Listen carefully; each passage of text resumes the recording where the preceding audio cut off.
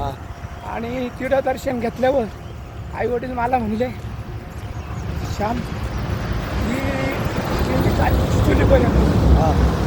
यायला तुम्ही मार्गस्थ करून द्या. हा. हा. मी गेलो मार्गस्थ करायला. हा. आणि तिथंच देवानं बुद्धी दिली, हा. तुम्ही पांढरीला या. तर माझ्या तोंडून जबान गेली. आई होती माझ्या संग. हा. हा.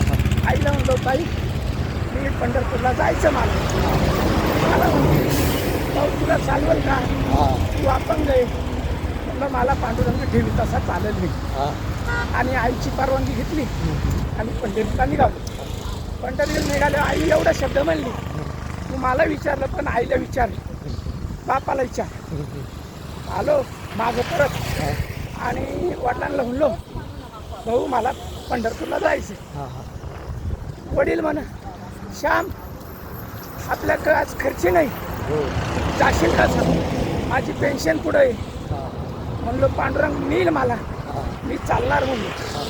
मग पांडुरंगाच्या कृपेनं मी घरी आलो.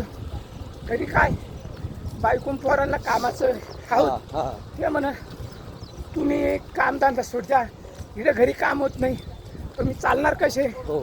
मग मला पांडुरंग ठेवील तसं मी चालणार. हो. मग निघालो. बायकोनं 4-5 गोळ्या केल्या आणि मुलांना पैसे दिले 500 रुपये, जा म्हणून. आणि मार्गस्थ झालो. हा. जोडीदाराला फोन केला, हा.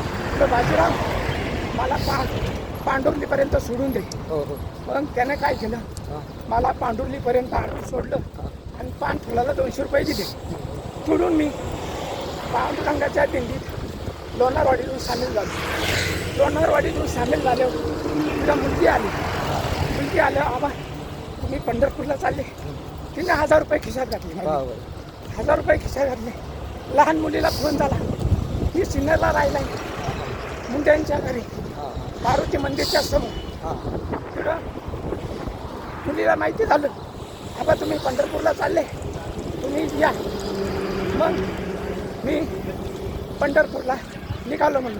पण पुरी मी येता तुझ्याकडे येतो. नाही म्हणा, येताच मुक्कामी या.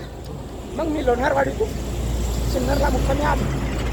आणि मुलगी धंद्यावाली हॉटेल दिसत, तिला काही कमी नाही. तिनं 2000 रुपये खिशात. पांडुरंगाची कृपा. हो. पैसा नसतानाही पांडुरंग देतो. पंढरी काय देतो. हो. तिकडून निघालो. आपला आज नगरला मुक्काम आहे. तिकडं बंदूक खेळ वाटपला आले होते. बंधूनं 2000 खिशात. पांडुरंगा कृपेनं पैसा असा मिळत गेला. माझा अनुभव सांगायचा म्हणजे विठ्ठलानंच मला बोलवलं होतं. पैशाचं कमी पडून दिलं. आणि त्यानंतर घरी आलो. मंडळीला म्हणलो, माझे 2000 रुपये खर्च झाले. माझी पहिल्या वर्षी पिशवी सुद्धा घेतली नाही मावली नेमचूरकरांनी. घरी आलो. 2000 खर्च झाले. 3000 रुपये मंडळीला द्यायला लागले. शिल्लक राहिली. मंडळी द्यायला. ती म्हणा, वारीला गेलते का पैसे कमवायला गेलते. अरे म्हणलं, पांडुरंगानेच गेली शिदोरी, ते तू घे आता. असं बोलून आपल्याला काही कमी पडलं नाही.